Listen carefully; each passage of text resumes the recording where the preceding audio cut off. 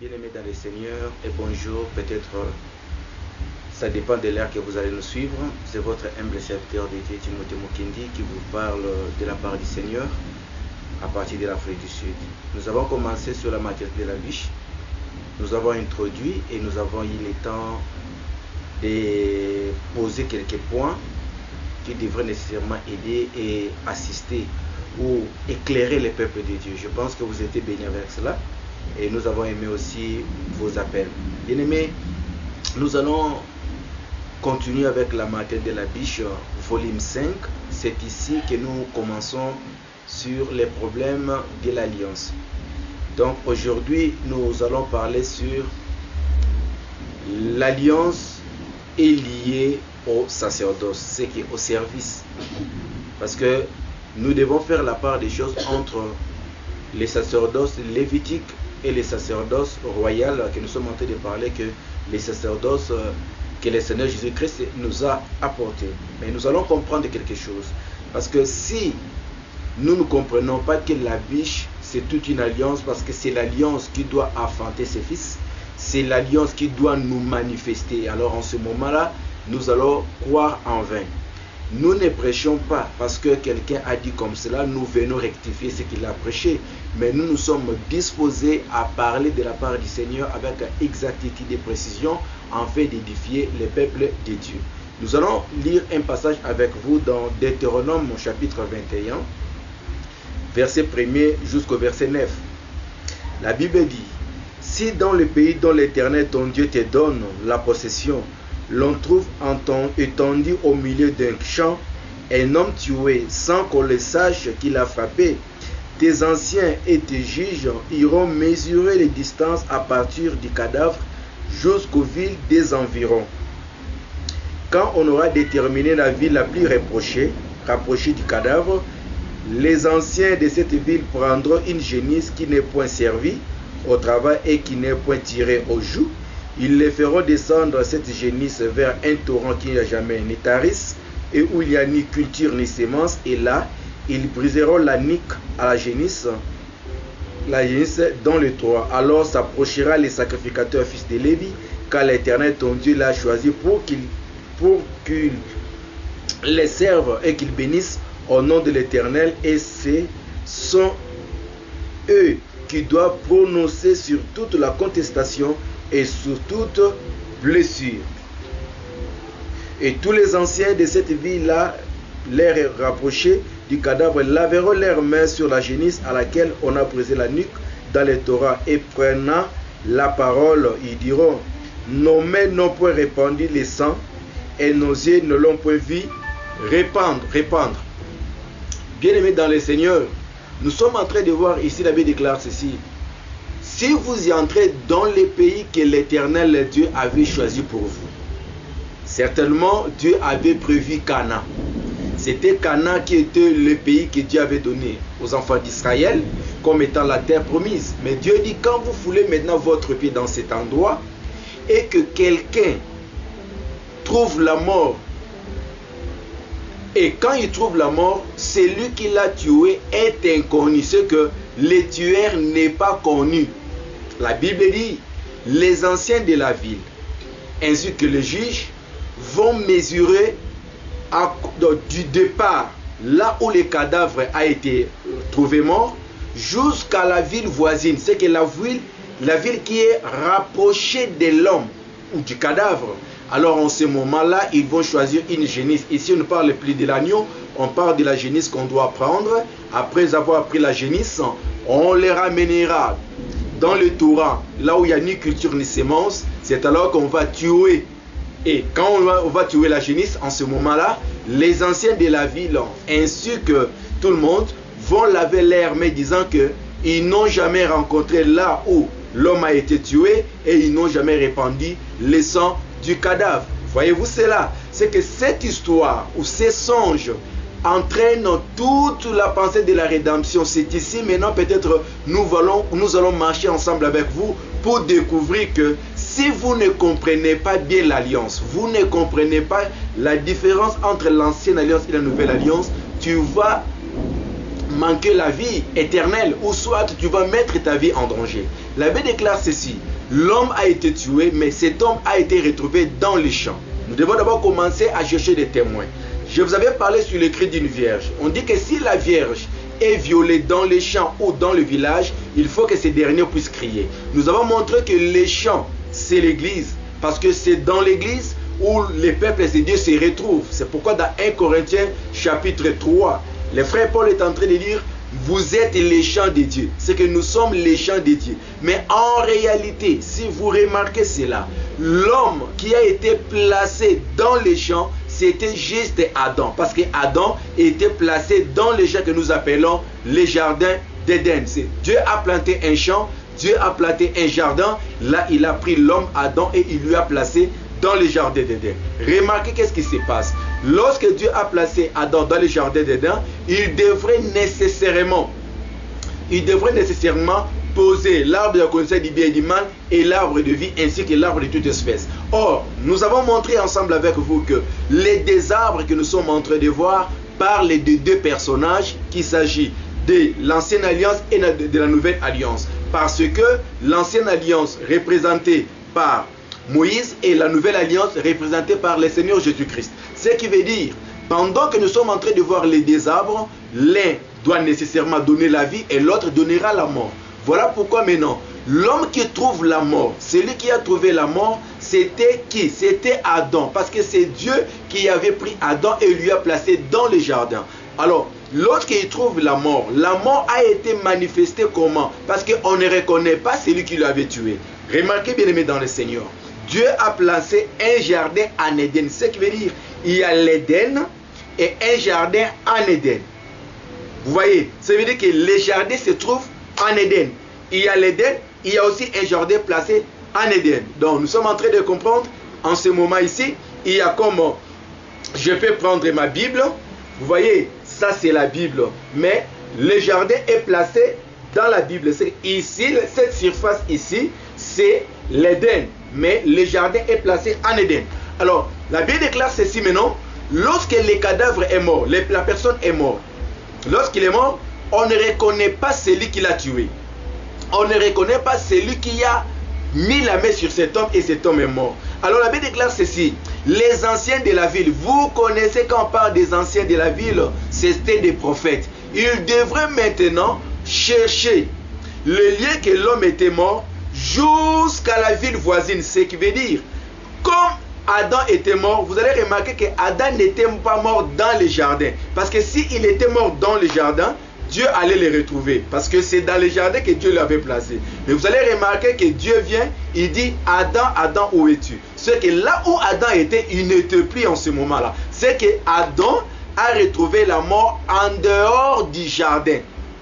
Voyez-vous cela? Il a retrouvé la mort en dehors du jardin d'Éden, ou le jardin qui était en Éden. Alors, la Bible déclare ceci. Lorsque Dieu est venu, il cherche: Adam, Adam, où es-tu? Il a retrouvé maintenant Adam en dehors du jardin. Alors, il devrait maintenant calculer ou mesurer les liens où l'homme est mort jusqu'à la ville voisine. C'est que la ville voisine, c'était les jardins. Parce que l'homme se retrouve en Éden, mais sa mort a été surjue où c'est dans l'Éden. Or, l'éternel Dieu, la Bible déclare qu'il avait placé l'arbre dans le jardin. Oh, gloire au Seigneur. C'est qui veut dire que l'homme qui avait tué Adam, ou la personne qui avait tué Adam, c'était l'arbre de la connaissance du bien et du mal. Or, l'arbre de la connaissance du bien et du mal, c'était la loi. C'est que la loi, quand la loi est venue, la loi a tué l'homme. Lorsque la loi a tué l'homme, il a fallu maintenant les prophètes et l'humanité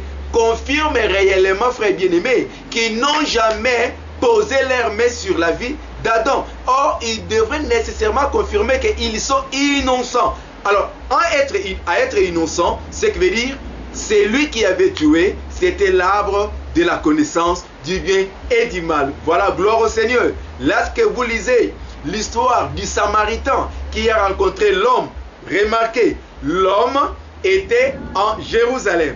Mais il a quitté Jérusalem pour se diriger vers Jéricho. Vous voyez, ce qui veut dire, il a quitté les jardins d'Éden en se retrouvant dans l'Éden, à côté de l'autre côté. C'est pourquoi il a retrouvé la mort. Quand il a trouvé la mort, remarquez qu'est-ce qui se passe. Le sacrificateur est venu, il a passé outre. Les Lévites sont venus, ils ont passé outre. Tu vas remarquer que lorsqu'on parle des sacrificateurs ou qu'on parle de Lévites, tous ces gens ici, il y avait aussi les services des prophètes au milieu d'eux. Comble des choses, vous allez remarquer que David, en même temps, il était un roi, en même temps, il fit un prophète. Pourquoi il fit un prophète? Parce que dans Actes chapitre 2, la Bible confirme ceci, que David a prophétisé en disant, il ne permettra pas que son serviteur voie la corruption, ou voie la corruption. Mais la Bible déclare ceci, les frères Paul a dit, les frères Pierre a dit, comme il était un prophète, vous voyez, c'est parce qu'il était un prophète, c'est qu'en ce moment-là, on confirme David prophète. Or,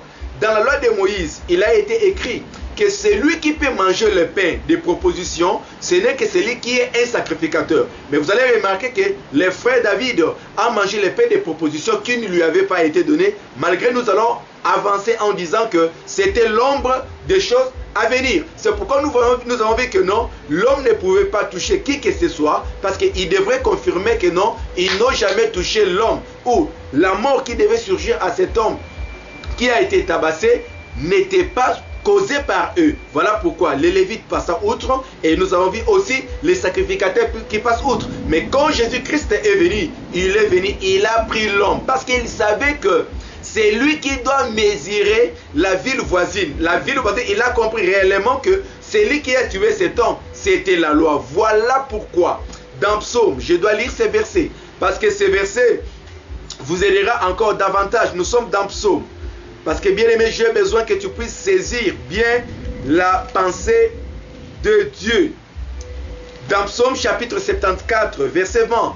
Ayez égard à l'alliance, car les lieux sombres du pays sont pleins de repères de brigands. Or, la Bible déclare que l'homme a été tabassé par les brigands. Mais la Bible déclare ceci. Dans les lieux sombres du pays, il y a plein de brigands. C'est que pour mourir, pour trouver la mort, il faut se retrouver dans les temps sombres ou dans les lieux sombres du pays. Ce qui veut dire que lorsque Adam était dans le jardin d'Éden, il était dans la lumière parce que la lumière était l'arbre de vie ou la vie que Dieu lui avait donnée. Pourquoi Adam a retrouvé la mort? Adam a retrouvé la mort parce qu'il avait rencontré les lieux sombres du pays. Or, les lieux sombres du pays, c'était l'arbre de la connaissance du bien et du mal. Et quand vous lisez dans 1 Roi chapitre 8 verset 12, le frère Salomon est en train de dire, lorsqu'il a prié et la gloire de Dieu descendit, il a dit, oh Dieu, Dieu veut habiter dans l'obscurité. C'est que quand on parle du ministère du Père, quand on parle du Père, le Père habite dans l'obscurité. Voilà pourquoi dans la création, les 3 journées avant l'apparition du soleil, de la lune et des étoiles, vous allez remarquer que la lune, le soleil et les étoiles est apparu le 4e jour. C'est que les 3 premiers jours étaient considérés comme les temps sombres, les temps du ténèbre. C'est que dans les temps du ténèbre, c'est le temps où la personne rencontre la mort. Vous voyez, ce qui veut dire que les 3 journées sombres, c'est pourquoi j'ai dit que non, on peut écrire que Dieu a créé 6 jours, il s'est reposé le 7e jour. Mais la Bible déclare ceci, qu'on doit compter les jours, les années et les époques, c'est à partir de la lune, le soleil et les étoiles. Mais dans les 3 premiers jours, il n'y avait pas du soleil, il n'y avait pas de la lune, ni les étoiles. Cela confirme d'autant que dans les temps sombres, c'est le temps où Dieu se cache, le temps où Dieu ne se révèle même pas. Alors quand tu parles dans la loi, quand tu marches dans la loi, automatiquement c'est facile de retrouver la mort. C'est pourquoi Adam, lorsqu'il s'est retrouvé dans les lieux sombres du pays, là où il y a plein de brigands, ici, le véritable brigand, c'était Dieu lui-même, parce que c'est Dieu qui avait tué l'homme. Voilà pourquoi, frères bien-aimés, nous sommes obligés de vous faire comprendre que dans l'ancienne alliance, qui est le temps sombre, le temps du ténèbre, ne peut pas te donner la vie, ne peut pas te donner la paix, ne peut pas te donner la joie. Voilà pourquoi il est important d'embrasser la grâce, d'embrasser la révélation, d'embrasser la lumière parfaite. Parce que la lumière parfaite, c'est ce qui assure notre vie éternelle. Voilà pourquoi, frère bien-aimé du ciel, lorsque cet homme a retrouvé la mort, il faut calculer la ville voisine. Ça veut dire que dans la ville voisine ou les villages voisins, c'était les jardins d'Éden, là où l'homme avait retrouvé la mort. Tout le monde n'a pas reconnu. C'est pourquoi nous vous disons aujourd'hui, frères bien-aimés, que les frères Paul a confirmé que la connaissance donc, comment je vais dire, la loi a créé la mort dans la personne. Je peux dire ces versets pour votre compréhension. Je suis dans 1 Corinthiens chapitre 15. 1 Corinthiens chapitre 15, la Bible dit ceci au verset 54. Lorsque ce corps aura revêtu l'incorruptibilité et que le corps mortel aura revêtu l'immortalité, alors s'accomplira la parole qui est écrite. La mort a été engloutie dans la victoire. Ô mort, où est ta victoire? Ô mort, où est ton aiguillon? L'aiguillon de la mort, c'est le péché. Et la puissance du péché, c'est la loi. Mais grâce soit rendue à Dieu qui nous a donné la victoire par notre Seigneur Jésus-Christ. Ce qui veut dire que les péchés proviennent de la loi. Or, les péchés entraînent la mort. C'est que quand on parle de la mort, on voit d'abord le péché. Quand on parle du péché, on parle de la loi. Cela confirme nécessairement que le péché provient uniquement de la loi. Maintenant, qu'est-ce qui se passe, frères bien-aimés? Nous sommes en train de voir ensemble avec vous. Lorsque maintenant l'homme meurt, lorsque l'homme a trouvé la mort, il faut maintenant qu'on trouve les lieux dans lesquels il a été tué. À partir de cet endroit-là, que maintenant les sacrifices seront manifestés. Gloire au Seigneur. Parce que pour ramener quelqu'un à être justifié, on a toujours besoin d'un sacrifice. Mais ici, on est en train de parler de la génisse. Or, la génisse, ce n'est que le frère Abraham ou le père Abraham qui en avait pris, parce qu'on a dit que l'Éternel lui a dit, tu vas prendre les animaux pour les sacrifices, pour que je puisse agréer. Il avait pris, parmi les sacrifices qu'Abraham avait pris, il avait pris aussi une génisse. Et la génisse était la génisse de 3 ans. Pourquoi la génisse de 3 ans? Parce que le chiffre 3, c'est la marche de Dieu dans la loi, dans les psaumes et dans les prophètes. Voilà pourquoi, comme la loi, les psaumes et les prophètes, qui entraînent la mort, voilà pourquoi on n'a pas pris l'agneau. Parce que l'agneau équivaut à une année. Mais quand on prend la génisse équivaut à 3 ans. C'est pourquoi on a pris une génisse. Parce que quand on prend la génisse doit nécessairement expier la force de la loi, des psaumes et des prophètes. Voilà pourquoi il devrait avoir 3 ans. Parce que la génisse c'est 3 ans. Maintenant, qu'est-ce qui se passe, frères bien-aimés? Nous sommes en train de parler que l'alliance est liée au sacerdoce. C'est que l'alliance, quand on parle de l'alliance, on parle du service, on parle du sacerdoce. Quand Jésus est venu éclairer maintenant ce que la loi, les psaumes et les prophètes avaient dit. Aujourd'hui, nous allons vous éclairer particulièrement sur les services. Frère, les sacerdoces et lévitiques ou les sacerdoces anciennes étaient liés aux choses terrestres, étaient liés au culte terrestre. Entre autres, pour que le culte ait lieu, ils ont besoin d'un sacrifice. Pour que le culte ait lieu, ils ont besoin des offrandes et consorts. Mais aujourd'hui, frères bien-aimés, nous n'avons plus besoin de servir Dieu ou d'adorer Dieu avec les sacerdoces lévitiques. Nous allons lire ensemble avec vous. Pourquoi? Parce que la première des choses qui font la force d'une alliance, c'est les problèmes de culte. Mais dans les cultes, nous sommes en train de trouver que les cultes actuels, ce n'est que Moïse est revenu ou Lévi revenu aujourd'hui dans les cultes. Or, frères, lisons ensemble avec vous et nous allons remarquer ce que la Bible est en train de nous dire. Nous sommes dans Hébreux chapitre 7, verset 11. Si donc la perfection avait été possible par les sacerdoces lévitiques, car ceci, c'est sacerdoce qui reposait la loi donnée au peuple. Tu vois, on dit que si la perfection était possible dans les sacerdoces lévitiques, parce que sur ces sacerdoces, ces derniers reposaient la loi donnée au peuple. C'est que dans les sacerdoces lévitiques, c'était la présentation de la loi. Je ne sais pas si vous voyez quelque chose, frère bien-aimé. Gloire au Seigneur, avançons. Il dit maintenant, loi de nos peuples, qui est-il encore besoin qu'il apparaisse une autre sacrificateur selon l'ordre de Melchisedec et non selon l'ordre d'Aaron? Car les sacerdoces étant changés, il y a aussi un changement de loi. Vous voyez, ce qui veut dire, Jésus-Christ, quand il est venu apporter une autre sacerdoce. Il est venu porter une autre alliance. Je dois lire 1 Pierre chapitre 2. 1 Pierre chapitre 2, que dit la Bible? Je suis au verset 9. Vous, au contraire, vous êtes une race élue, un sacerdoce royal, une nation sainte, un peuple acquis, afin que vous annonciez les vertus de celui qui vous a appelé des ténèbres à son admirable lumière. Ce qui veut dire que aujourd'hui, Jésus-Christ nous a apporté les sacerdoces royales. Or, le sacerdoce royal, c'est les sacerdoces qui est venu de Juda, pas de Lévi. Maintenant, dans les cultes, si nous lisons dans Actes chapitre 2 ou dans Actes chapitre 4, la Bible déclare ceci: lorsque les apôtres qui ont reçu l'évangile de la grâce, l'évangile de la lumière, lorsqu'ils se réunissaient que pour la parole et pour la prière. Ils se réunissaient que pour la parole et la prière. Il n'y avait pas la place de mettre une caisse ou de mettre un panier dans lequel on va mettre l'argent, ou on doit peut-être avoir un culte, ou peut-être quelqu'un avait un mot de tête, quand il vient, il est guéri, il vient maintenant témoigner. Ou non, bien aimé, j'ai béni le Seigneur parce que Dieu m'a guéri, ou parce que Dieu m'a donné le mariage. C'est là où il y a un problème, parce que nous ne parvenons pas à différencier le culte de l'ancienne alliance et le culte de la nouvelle alliance, frère bien-aimé dans le Seigneur. Ça veut dire que si dans l'ancienne alliance, les cultes avaient été liés à la loi, ça veut dire que aux choses physiques, aux choses qui se voient, mais aujourd'hui, il n'y a que la parole, il n'y a que la prière qui fait le culte aujourd'hui. Quand nous nous réunissons, les ministres de Dieu se mettent debout, ils parlent de la part du Seigneur, ils annoncent l'évangile.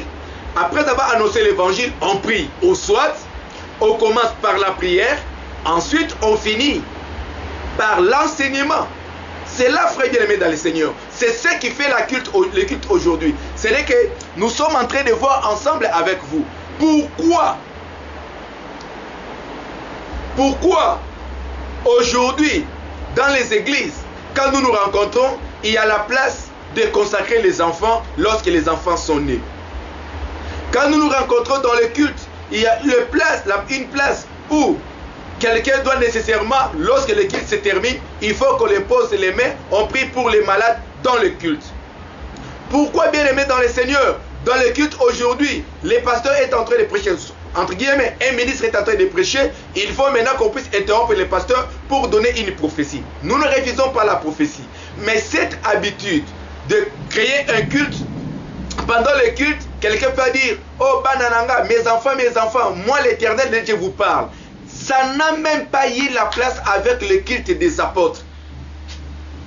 Ce que les gens ont besoin de faire, c'est juste pour impressionner les gens. J'ai la grâce de Dieu, je peux guérir, je peux délivrer quelqu'un. Ce sont des impressions où les gens veulent le faire en dehors de la parole de Dieu. Frère bien-aimé, lorsque Jésus guérissait les gens, il leur dirait: allez, ne dis à personne. De la même manière, dans Hébreux, la Bible déclare, c'est dans Hébreux chapitre 2, que le Seigneur accompagnait les témoignages des apôtres avec des prodiges et des miracles. Parfait, c'est la parole du Seigneur.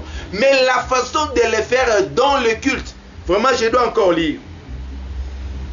Je suis dans Actes.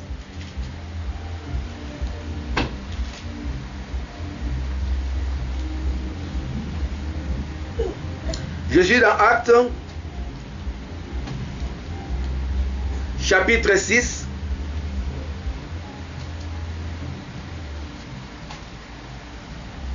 verset 3. Non, je commence par le verset 2. Les 12 convoquèrent la multitude des disciples et dirent: il n'est pas convenable que nous délaissions la parole de Dieu pour servir aux tables. Ce qui veut dire que les gens peuvent avoir des besoins, il y a à les servir. Donc là, si le service là n'est pas dans le culte. Écoutez, c'est pourquoi, frères, choisissez parmi vous 7 hommes de qui l'on rende un bon témoignage, qui soit plein d'Esprit Saint et de sagesse, et que nous chargeons cet emploi. C'est que l'emploi de servir à la table, l'emploi de quoi que ce soit, n'est pas dans le culte. Écoutez, et nous nous continuerons à nous appliquer à la prière et au ministère de la parole. C'est que les services, le culte est lié à la parole et à la prière, c'est ce que Dieu a donné. Lorsque tu es malade, la parole de Dieu peut te toucher là où tu es et tu es guéri. Mais tu n'as pas droit qu'on fasse en ligne, qu'on fasse toute une conférence, toute une croisade juste pour venir que campagne d'évangélisation pour les miracles, croisade, consultation prophétique. Ce sont des choses que le monde nous ont apportées dans les choses de Dieu. Nous devons comprendre que dans l'alliance, d'abord la première des choses, le culte dans l'alliance, ce n'est pas comme ça.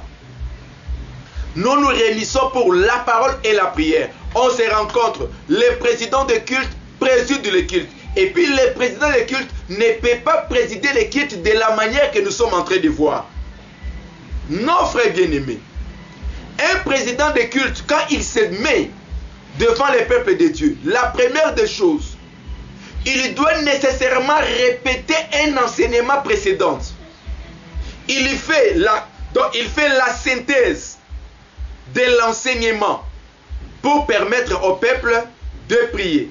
Et dans cette alliance, le peuple ne peut pas prier en leur donnant des intentions. Oh, nous allons prier pour la confession, nous allons prier pour les malades, nous allons prier pour ça. Non, frère, ce n'est pas l'enseignement. Lorsque les bien-aimés se rencontrent, dans la prière des requêtes, chacun, après avoir chanté selon Éphésiens chapitre 5, là où le frère Paul est en train de nous montrer, il faut chanter des cantiques spirituels. Après avoir chanté des cantiques, en ce moment-là, tout enfant de Dieu va prendre son temps d'adresser la parole à son époux. Frère, tu n'as pas droit à montrer à une femme qu'est-ce qu'il peut dire à son mari. Tu n'as pas droit à montrer à une femme qu'est-ce qu'elle peut dire à son mari. Non, frère bien-aimé. C'est pourquoi c'est poussé par le Saint-Esprit que les hommes parlent de la part de Dieu. C'est poussé aussi par le Saint-Esprit que les gens doivent prier et présenter leurs problèmes devant le Seigneur. C'est que dans les cultes, il n'y a pas une place de commencer à donner des intentions. Non, frère bien-aimé. Nous devons comprendre l'alliance, frère bien-aimé. Nous devons comprendre la pensée de l'éternité. Les cultes dans la nouvelle alliance, c'est la parole et la prière. C'est pourquoi tu ne trouveras pas les places de mariage. Nous comprenons, frère. Vous avez dit que non, on ne peut pas célébrer le culte de mariage. On ne fait pas de culte dans l'église ou dans les temples. Mais vous partez dans la salle, vous prêchez, vous priez et vous disiez à Dieu un mot pour les mariés. Mes frères, pour vous les cultes c'est quoi? On peut faire les cultes à la maison. Les cultes se font que quand il y a un ministère. Quand il y a le ministère, c'est ça le culte.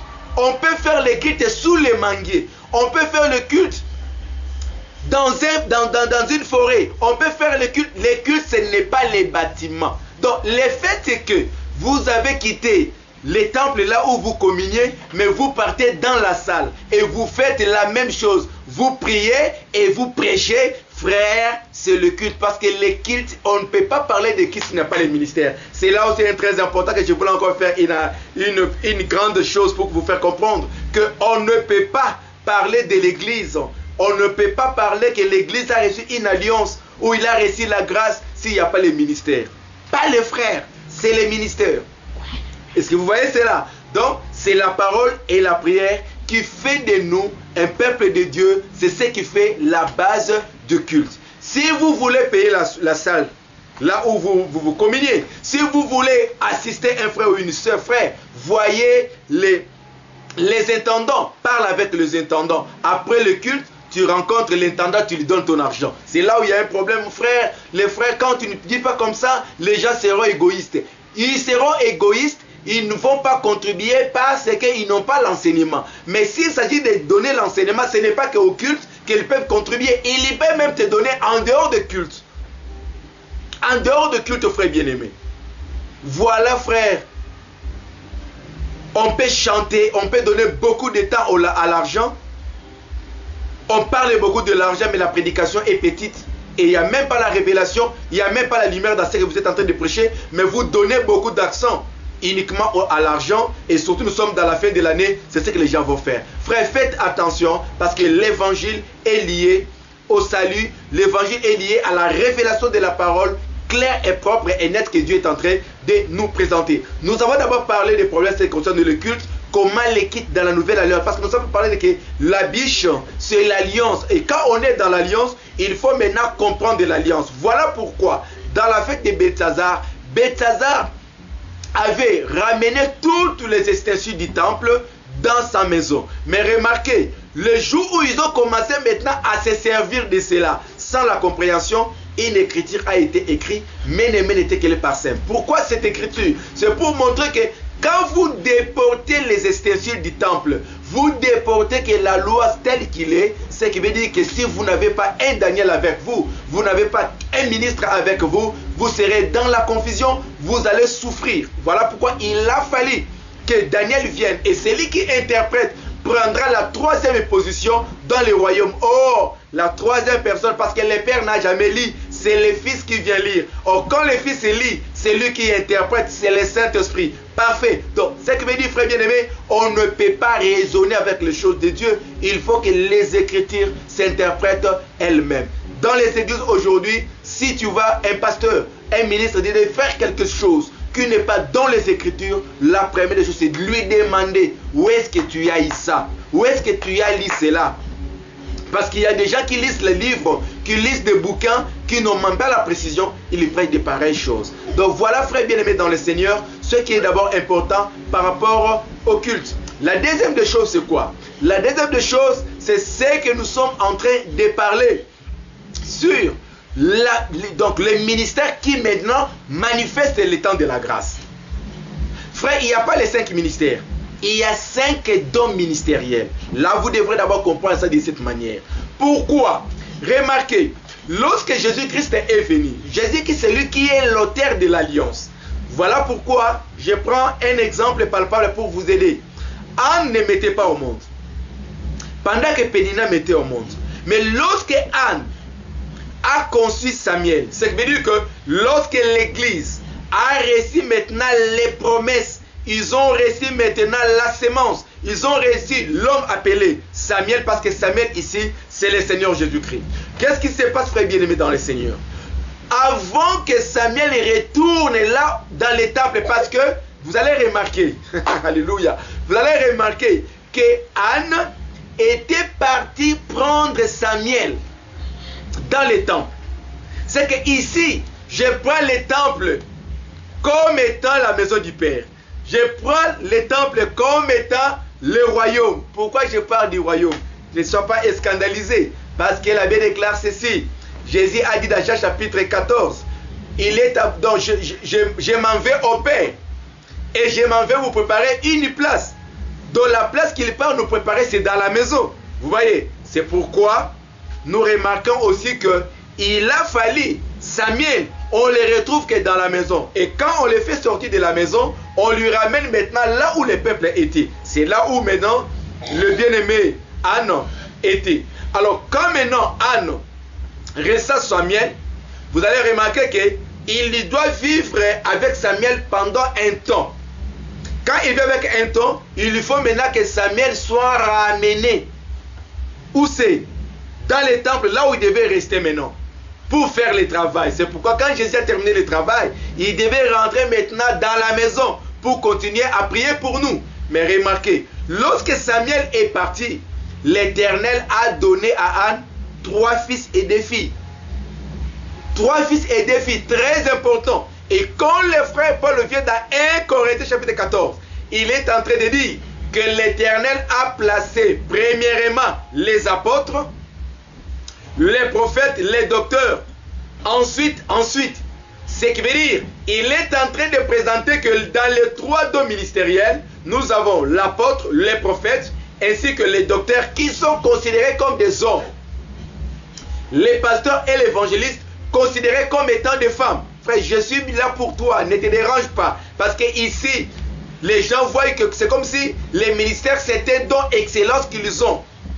Ils ont besoin que les gens puissent les adorer, que les gens puissent les suivre derrière. Non, ce n'est pas ça, frère bien-aimé. Tu es en train de réfléchir tu es en train de raisonner sur la Bible, on ne raisonne pas. Remarquez maintenant, lorsque l'apôtre vient, qui est le premier qui vient bâtir la vie, parce que je vous dis souvent que l'apôtre, ce n'est pas celui qui bâtit les églises. Même un évangéliste, même un pasteur, même un prophète peut commencer un rassemblement. Mais le grand problème, c'est quoi? Le grand problème, ce n'est que l'apôtre, quand il vient faire refléter l'image de l'évangile dans l'homme.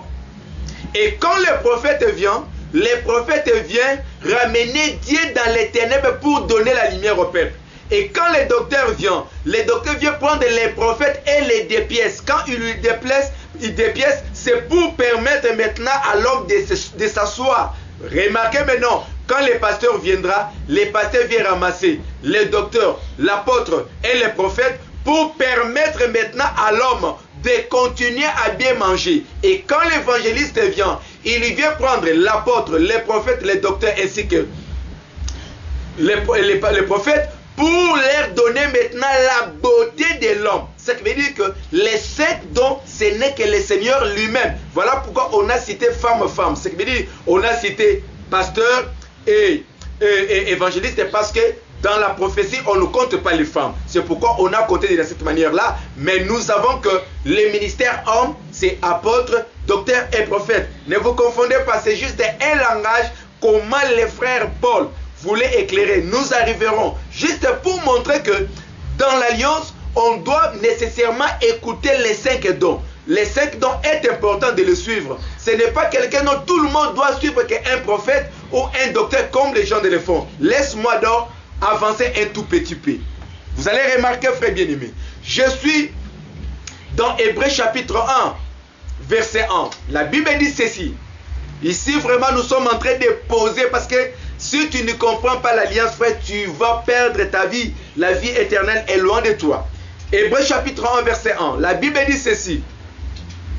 Après avoir autrefois, à plusieurs reprises et à plusieurs manières, Dieu a parlé à nos pères par des prophètes. Dieu, dans ces derniers temps, nous parle par le Fils qu'il a établi héritier de toutes choses, par lesquelles il a aussi créé le monde. Autrefois, Dieu a parlé par des prophètes. Mais dans ces derniers jours, le Seigneur nous parle par le Fils. Alléluia. Ce qui veut dire, lorsqu'on parle de Fils, on est en train de parler de 5 dons ministériels. On n'a pas besoin d'un prophète majeur aujourd'hui, ou on n'a pas besoin d'un père qui est une référence pour toute l'humanité. Frère, les gens disent ceci. Tu ne peux pas vendre le blé si tu n'as pas acheté le blé chez quelqu'un. Alors toi aussi, qui veut que moi j'achète le blé chez toi? Toi, tu l'avais acheté où? Nous tous, nous avons l'origine que le Seigneur Jésus-Christ. C'est là où nous attirons notre enseignement. C'est qu'on ne peut pas montrer quelqu'un comme étant l'excellent homme où tout le monde va écouter. Non, frère. Je m'avance encore un tout petit peu. Je dois tomber maintenant dans Malachie chapitre 4. Parce que bien-aimé m'a dit, oh papa, vous savez, il faut qu'il y ait un prophète. Parce que le prophète est venu ouvrir les seaux. Frère, ici il est question que l'ouverture des seaux, c'est lui qui brise les seaux, c'est l'agneau, ce n'est pas l'homme. Alors si un prophète vient ouvrir ou briser les seaux, en ce moment-là, on dira que non, les prophètes en question, c'est l'agneau. C'est faux, frère. Alléluia. Donc, il faut avoir les yeux pour voir. Remarquez, je suis ici pour montrer que dans l'alliance, à part les cultes, on a les dons ministériels. Or, les dons ministériels, il y en a 5. Il n'y en aura pas 6, il n'y aura pas 7, et plus, il n'y aura pas un nombre dans lequel tout le monde doit répéter. Tu dois rectifier cela, frère. Si tu ne quittes pas ces enseignements sans aucune autre forme de procès, tu es perdu. Nous sommes dans Malachie chapitre 4, verset 4. Souvenez-vous de la loi de Moïse et mon serviteur. Écoutez ce que Malachie est en train de dire. Il est en train de dire que non, souvenez-vous de la loi de Moïse. Frère, qui devrait se souvenir de la loi de Moïse? Ce n'est pas les nations, parce que la loi n'a pas été donnée aux nations. Romains chapitre 8. Frère, je suis là pour toi. Je suis là pour toi. Tu dois revoir les enseignements que tu prêches? Non, je suis dans Romains chapitre 9, verset 3 jusqu'au verset 4. La Bible déclare ceci. Car je voudrais moi-même être anathème et séparé de Christ pour mes frères, mes parents selon la chair, qui sont israélites, à qui appartient l'adoption. Vous voyez, Dieu choisit Abraham. C'est qu'apparemment adopter veut dire prendre celui qui ne t'appartenait pas. Parce que les fils de Dieu c'était Adam. Mais quand Dieu prend Abraham, il en a adopté. Voilà pourquoi on parle de l'adoption. Tu vas comprendre, frère bien-aimé. Sois calme. La Bible déclare à qui appartient l'adoption et la gloire. Parce que la gloire de Dieu c'était caché de choses. C'était quoi? C'était par rapport à l'ancienne alliance. La Bible déclare ceci. Les alliances. Nous avons l'ancienne alliance qui présente les alliances. Parce qu'il y a des alliances dans l'alliance. Très important. Parce que quand on parle d'Abraham, quand on parle de Noé, c'était des alliances dans l'ancienne alliance. Très important. Ne te dérange pas, frère. Je suis là pour toi. Et puis, les alliances et la loi et les cultes et les promesses. Ce qui veut dire, le culte, les promesses et la loi a été donné à Israël. Vous voyez, c'est que la loi n'était pas donnée aux nations. Voilà pourquoi il était important, frère bien-aimé, de comprendre ces choses. Je suis dans Osée chapitre 3, verset 4. Car les enfants d'Israël resteront longtemps sans roi, sans chef, sans sacrifice, sans statut, sans éphod, sans téraphim. C'est ça leur culte, c'est ça leur loi. Vous voyez, ils seront privés de cela. Privé ne veut pas dire que non, ce dernier a quitté là-bas pour venir vers nous les nations. C'est faux, frère bien-aimé. Ça veut dire que lorsque Jésus est venu, il n'a pas prêché la loi chez les nations, mais il nous a présenté uniquement la loi dans les jardins d'Éden, ce qui avait tué les cadavres là dont la personne qui avait tué était inconnue, qui était l'arbre de conseil du bien et du mal. C'est pourquoi j'ai toujours dit, il y a Moïse temps et Moïse période. Moïse homme, Moïse personnage, le fils d'Amram et de Jochebed est déjà mort, il est parti. Mais quand on dit que Moïse a des gens qui le lisent, c'est le Moïse temps. Or le Moïse temps n'a pas commencé à Horeb, mais il a commencé depuis les jardins d'Éden. Voilà pourquoi on dit que la loi appartenait à eux. Suivez-moi très bien. La Bible déclare ceci. Souvenez-vous de l'eau de Moïse, mon serviteur, auquel j'ai prescrit en Horeb pour tout Israël des préceptes et des ordonnances. C'est que les préceptes et les ordonnances a été donné à la maison d'Israël, non pas pour nous les nations. Gloire au Seigneur. Voilà maintenant, la première des choses, on dit de se souvenir. Ensuite, voici, je vous enverrai Élie les prophètes avant que le jour de l'Éternel arrive, ce jour grand et redoutable. Ah, gloire au Seigneur. Les peuples, l'épouse, n'attend pas les jours de l'Éternel. Les jours de l'Éternel veut dire les jours de la colère, les jours de la vengeance. Mais les peuples est en train d'attendre les jours du Seigneur. Donc nous avons les jours de l'Éternel. Alléluia. Et les jours du Seigneur, il faut bien comprendre la prophétie. Je suis dans 1 Corinthiens chapitre 1er, verset 8. Je commence par le verset 6. Les témoignages de Christ avant étaient solidement établis parmi vous, de sorte qu'il ne vous manque aucun don dans l'attente où vous êtes de la manifestation de notre Seigneur Jésus-Christ. Aucun don. Les dons qu'on est en train de parler, ce n'est pas les dons de la prophétie, mais les dons ministériels. Jusqu'à ce que nous attendons la manifestation de notre Seigneur Jésus-Christ.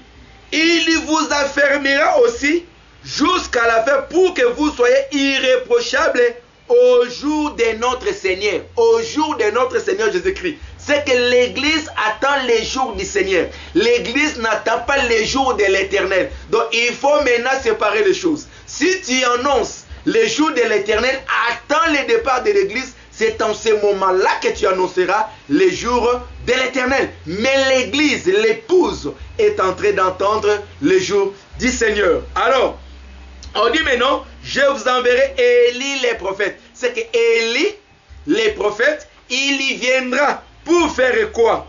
Avant que le jour de l'Éternel arrive, ce jour grand et redoutable, il y ramènera le cœur des pères à leurs enfants. Les cœurs de pères à leurs enfants. Qui sont les pères? La Bible présente dans Matthieu, c'est Abraham, Isaac et Jacob. Or, Abraham, Isaac et Jacob sont l'ombre de Christ. S'il vous plaît, c'est l'ombre de Christ parce que Abraham, c'est le Seigneur, Isaac, c'est le Seigneur, Jacob, c'est le Seigneur. Je m'explique.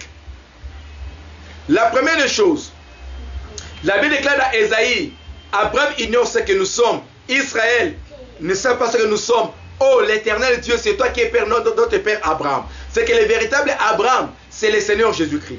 Lorsqu'on parle d'Isaac, Dieu a dit, je m'en vais et je reviendrai. Lorsque Dieu est parti, il était rentré sous forme d'Isaac. Voilà pourquoi Isaac ne pouvait pas mourir. C'est les béliers qui devraient mourir.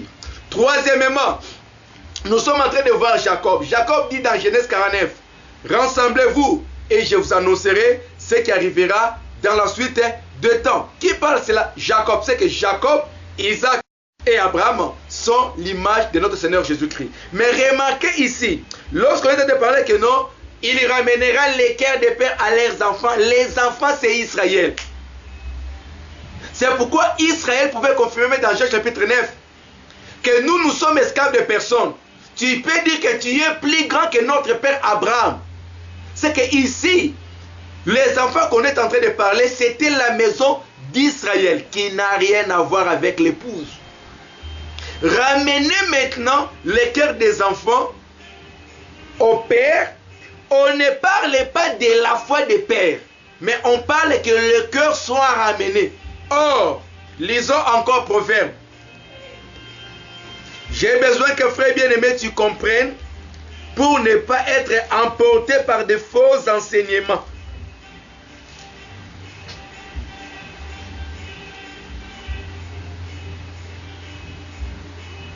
Je suis dans Proverbe chapitre 3.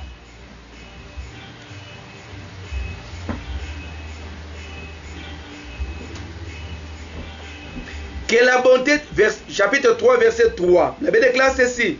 Je commence au premier verset. Mon fils, n'oublie pas mes enseignements et que ton cœur garde mes préceptes. C'est que le cœur, c'est la vie. Le cœur, c'est la vie du peuple. Ce qui veut dire que ramener maintenant les cœurs des enfants à leur père veut dire que ramener leur vie à la vie de leur père. Voilà pourquoi Israël reconnaissait ce que Dieu avait dit à Abraham, à Isaac et à Jacob.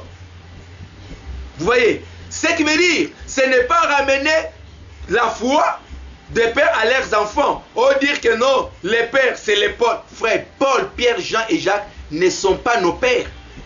Pierre, Jean et Jacques, ce sont nos frères. Parce que eux et nous vivons les mêmes époques. Nous vivons les mêmes temps. Nous vivons les mêmes temps. Ce qui veut dire qu'on ne peut pas dire que Paul est mon père. Non. Il a prêché avant nous. Mais nous vivons les mêmes époques. Nous vivons la même alliance. Vous voyez cela? Et puis, ramenez maintenant les cœurs des enfants, dans les cœurs de père à leurs enfants. C'est ce que nous sommes en train de parler maintenant de la repentance. Veut dire quoi? Ils avaient reçu la loi, ils n'ont pas vécu la loi parce que Dieu avait établi la loi à leur père, à Abraham, Isaac et Jacob. Ils ont refusé cela. C'est qu'ils doivent nécessairement se repentir. Or, repentir veut dire quoi? Changer une vie. Reconnaître ce que Dieu avait dit. C'est pourquoi on dit que ramener les cœurs de père à leurs enfants. C'est que ramener l'enseignement qui était au père à leurs enfants. C'est que veut dire qu'ils posent dans leur vie. Et puis remarquez c'est vice versa. La Bible déclare encore quoi? La Bible déclare encore et les cœurs des enfants à leur père. Ce qui veut dire ici maintenant on est en train de parler maintenant de la conversion. Parce que nous avons la repentance et la conversion qui sont deux choses différentes. La repentance, ce qui veut dire que quelqu'un a connu la chose, il se retire à la chose. Quand il se répand, il y revient. Voilà pourquoi la Bible déclare ceci que l'homme de Dieu, c'est celui qui se répand de jour au jour. Israël avait rejeté ce que Dieu avait posé à leur père, à Abraham, Isaac et Jacob. Nécessairement, il faut maintenant que leur parler soit ramené au fils. Mais ramener maintenant les cœurs des fils à leur père, c'est là maintenant ramener dans la révélation pour qu'ils comprennent que non, ils avaient rejeté le Messie. C'est pourquoi tu verras que lorsque Élie est venu, après avoir quitté Sarepta, la Bible déclare ceci, il devrait poser l'autel. Et quand il pose l'autel, l'autel est posé pour que les cœurs des enfants maintenant soient ramenés au Père, aux véritables paroles que Dieu avait établies aux apôtres. Frère, Élie, il ferme la pluie. Élie ouvrira la pluie que là où il a été fermé, frère. Élie ne peut pas fermer la pluie en Israël pour venir l'ouvrir aux États-Unis ou au Congo. C'est faux, frère bien-aimé. Et puis je vous confirmerai que le véritable Élie qui avait fermé la pluie, c'était Jean-Baptiste, parce que la pluie, c'était Jésus. Il a fermé la pluie pour que Israël ne voie pas la pluie aujourd'hui, frère bien-aimé. Et nous, nous avons la pluie. Nous avons la parole, nous avons la grâce, frère bien-aimé dans le Seigneur. Vous ne pouvez pas confondre les choses. Là où la pluie a été fermée, si la pluie était fermée en Afrique du Sud, on doit nécessairement l'ouvrir en Afrique du Sud. Ce n'est pas aux États-Unis d'ouvrir la pluie. Non, frère bien-aimé dans le Seigneur. C'est pourquoi, lorsque Élie quitte Sarepta, il ramène toujours en Israël. C'est là où il a ouvert la pluie. Je ne sais pas si vous comprenez, frère bien-aimé. Faire les miracles ne te ramènera pas à confirmer que c'est toi qui es au-dessus de tous les autres, frères. Ce n'est pas ça. Nous devons revoir ce que Dieu est en train d'enseigner. C'est qu'aujourd'hui, frère bien-aimé, l'écriture de Malachie chapitre 4, ça concerne Israël sans aucune autre forme de pensée. Ça ne concerne pas nous les nations. Ça ne concerne pas l'Église. Ce n'est pas nos cœurs qui doivent être ramenés au temps des apôtres. C'est faux. Et puis je confirmerai que il n'y avait pas l'état des ténèbres où il y a un prophète qui vient maintenant aujourd'hui pour nous éclairer. Non, frères.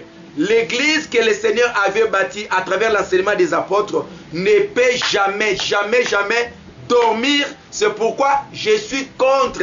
Et la Bible le confirme qu'il n'y a pas les églises de réveil. Si vous dites que vous êtes des églises de réveil, parce que vous étiez réveillés aux catholiques.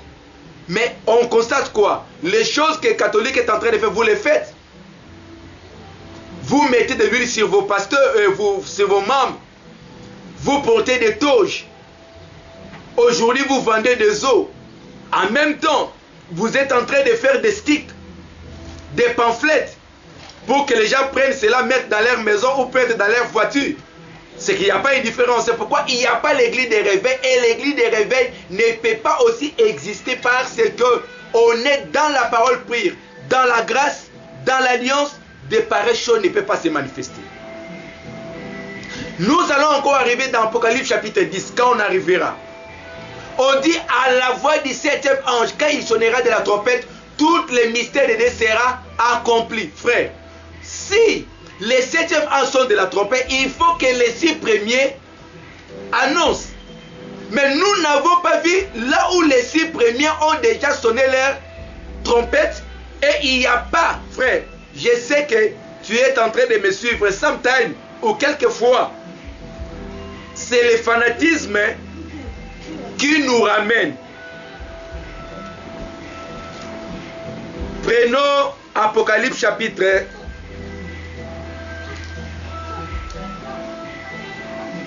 8.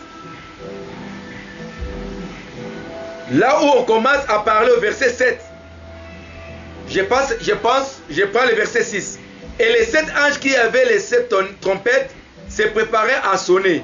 Les premiers sonnants de la trompette, il y a eu des grêles et du feu mêlé du sang qui fut jeté sur la terre. Et les tiers de la terre furent brûlés, et les tiers des arbres furent brûlés, et tous les herbes vertes furent brûlées.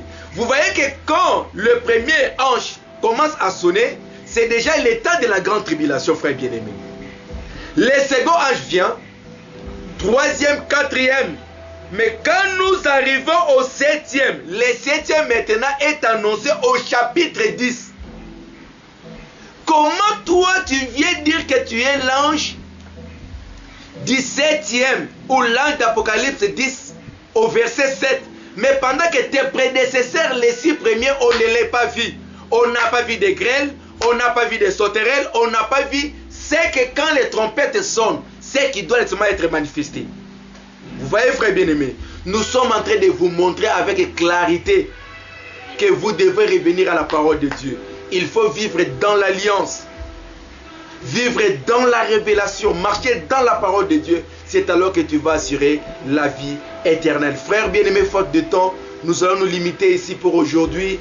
Nous sommes en train de parler uniquement que dans l'alliance, l'alliance est liée au sacerdoce, l'alliance est liée au service. La première des choses, on a parlé du culte. Nous avons montré que dans le culte, dans la nouvelle alliance, on ne peut pas faire ce que nous sommes en train de faire dans les églises. Non, il n'y en a pas. Je pense que j'arriverai aussi pour parler des chantres, où chanter et comment chanter. Tout cela, c'est très important.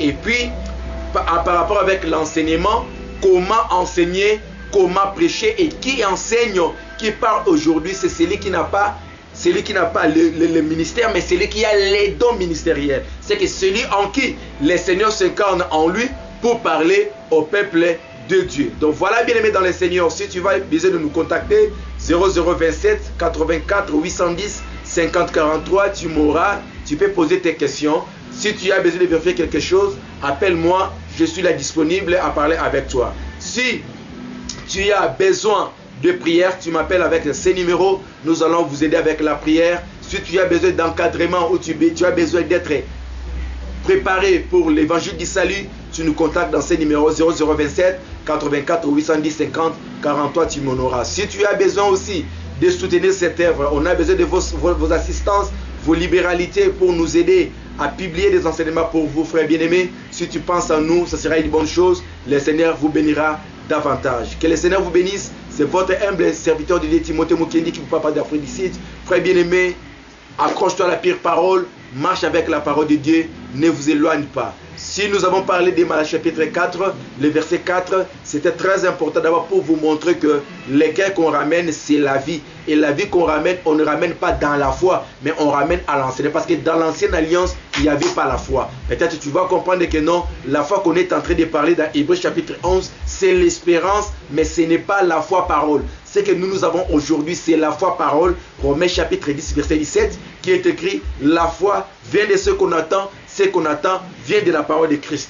Or, dans l'ancienne alliance, il n'y avait pas la parole de Christ, mais aujourd'hui, la parole de Christ est venue nous enseigner. C'est pourquoi au verset 4 de Romains chapitre 10, il est écrit que Christ est la fin de la loi. Frères bien-aimés, nous sommes bénis sur le Seigneur.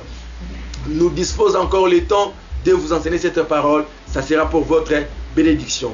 Que le Seigneur vous bénisse et nous allons nous rencontrer à la prochaine numéro. Bye.